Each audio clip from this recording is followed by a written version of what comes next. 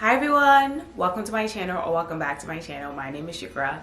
So in this video we are going to get into luxury regrets, designer regrets, pieces, items that probably we thought, hey, I'm gonna love this forever and ever, and then we start having second thoughts, and then it's like, why did I get this, you know?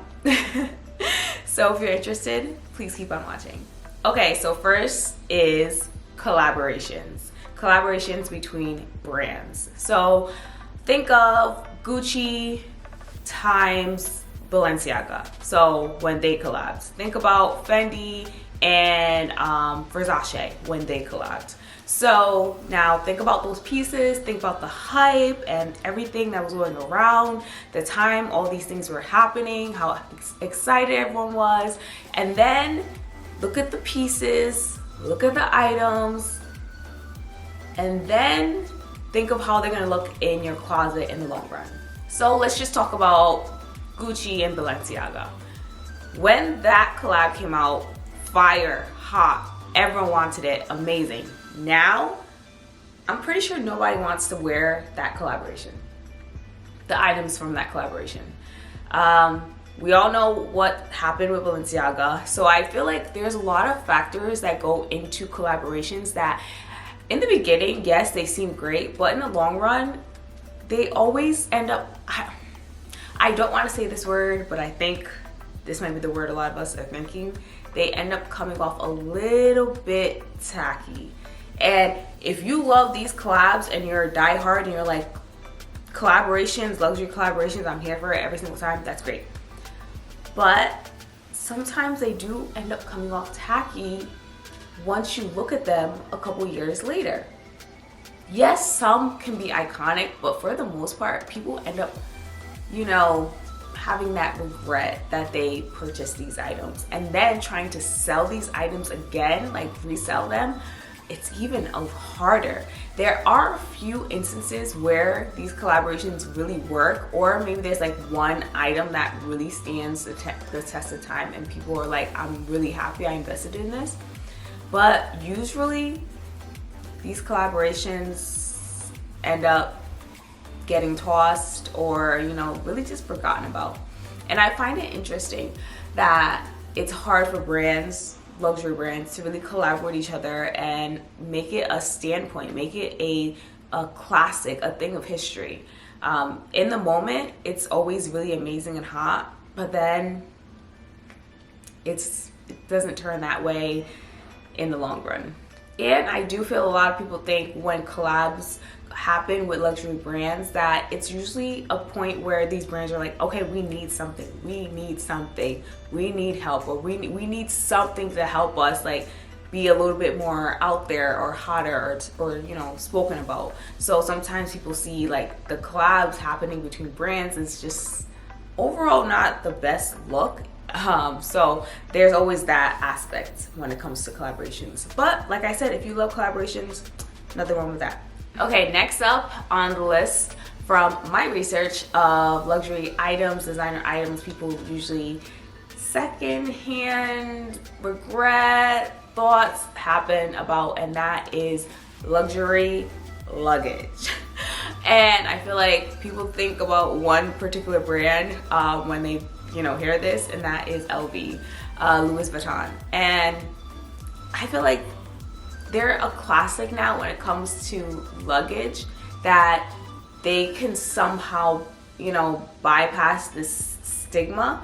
But I feel like other luxury brands have not reached that point where they could bypass the regret that comes along with it, due to the fact that luxury luggage is luggage. So you're going to have this placed on a plane, people are going to manhandle it, it's going to be thrown, well, hopefully not thrown, but most of our luggage is thrown, and it's just going to be willy-nilly going to your location. So there's not a lot of care that comes with luxury luggage.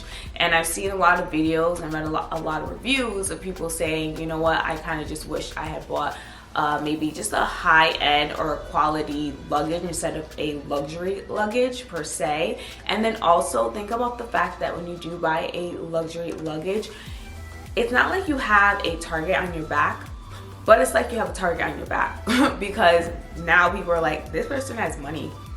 I wonder what's in here, because I'm guessing it's some pretty nice things are in this luggage.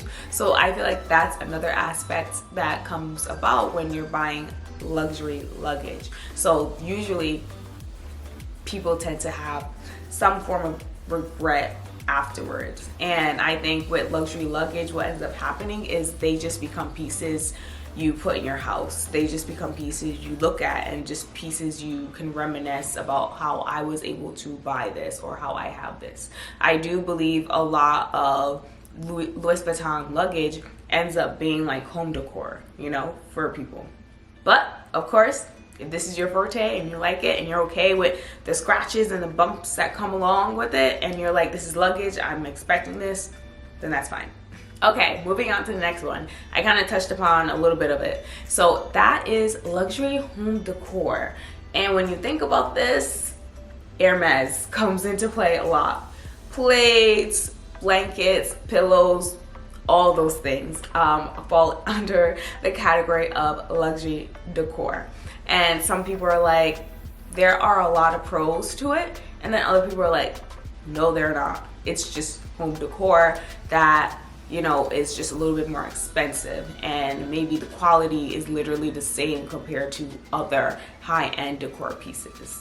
So for this luxury regret, I saw it on the list and I was like, I'm like mixed on it. I see both sides, why it's great and then why it's not. And I think it's not a show-offy kind of item, I would say, but it is kind of a, I can buy this. I have this, you know?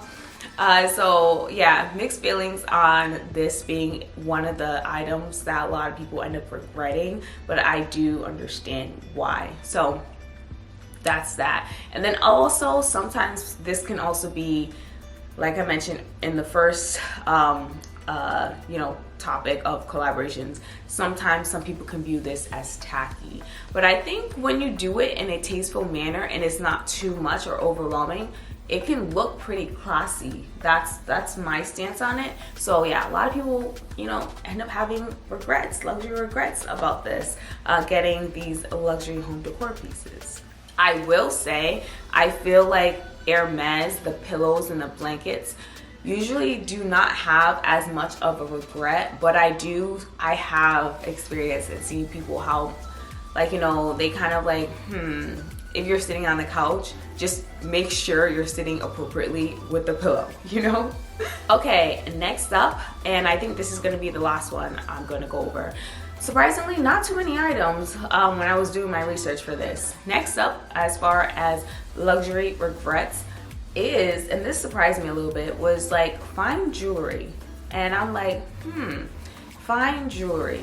Luxury fine jewelry. And then the more I read into it, the more I looked into this and saw videos, I understood why. And it's because of the price. Because these items, so let's say you want a pair of diamond studs from Tiffany & Co. The price of that compared to a pair of diamond studs from like another retailer will be vastly different, even though the quality is the same and they're both diamond studs. Tiffany & Co., because of the name, is just going to be higher in price automatically. So I think maybe this isn't a regret, a luxury regret people have. I think it's just where people purchase and buy these items is where the regret is coming from. Because you can get luxury fine jewelry, but you just don't need to have the name attached to it. For instance, I've heard and I've seen people who say, okay, the Cartier Love bracelets, you can get that made at a jeweler yourself. You could literally have that design made at another jeweler and it'll be like half the price and it'll still be the same like amazing quality.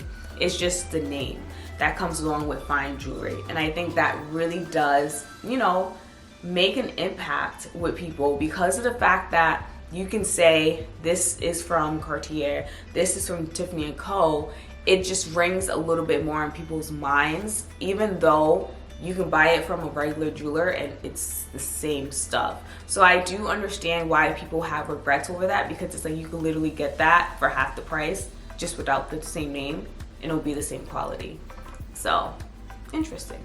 Okay, I hope you guys enjoyed this video on common luxury regrets. These are the regrets that a lot of people tend to have once they splurge on a luxury item. So yeah, there are definitely other things as well, but I thought, you know, these are the top of the list and let me share it with you guys. Let me know if you guys have ever had these types of regrets from these luxury items, if you own anything in the categories I mentioned during this video.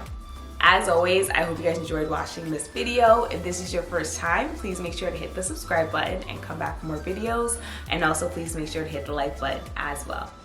Bye.